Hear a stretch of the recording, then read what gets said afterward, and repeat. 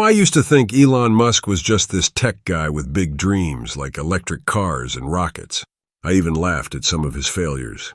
Those clunky robots, the cars that didn't work quite right, and the whole Twitter fiasco buying Twitter for billions. I thought it was the dumbest move anyone could make. But then it hit me. He didn't buy Twitter for the money. He bought it for something much bigger. Power, and the scariest part. He got exactly what he wanted. Imagine this. Musk takes over Twitter, the platform everyone relies on for breaking news, and molds it into his personal megaphone. Suddenly it's not just about tweets anymore, it's about influence. He uses that power to push his agenda, to help his friends, to secure even more billions in government contracts. And now he's got his hand in everything. It's not just business anymore, it's politics. And somehow Musk is at the center of it all, but he's not alone. All the billionaires are in on it. Bezos, Cook, the crypto guys, they're thrilled. Why wouldn't they be? In just 48 hours after Trump's election, the 10 richest people in the world made $64 billion. These guys are literally getting richer while the rest of us are scraping by, wondering how to fill up the gas tank or pay rent, and that's the thing, everyone's feeling it. Inflation's through the roof, prices are skyrocketing, and wages, they're stuck. But instead of fixing the system, the people in power point fingers at immigrants, at marginalized communities, at anyone but themselves. It's the same old trick.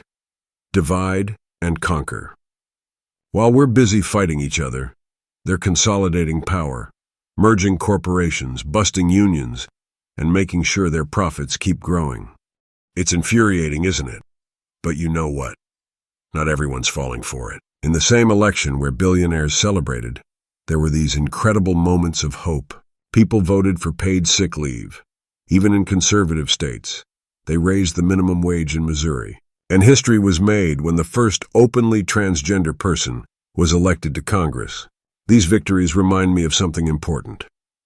When we stand together, across race, gender, and class, we can push back. We can fight the lies and the greed.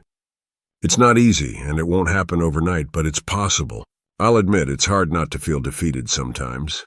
The system feels rigged and the billionaires seem untouchable. But then I remember, there are so many more of us than there are of them. And if we keep showing up, if we keep supporting each other, we can make things better.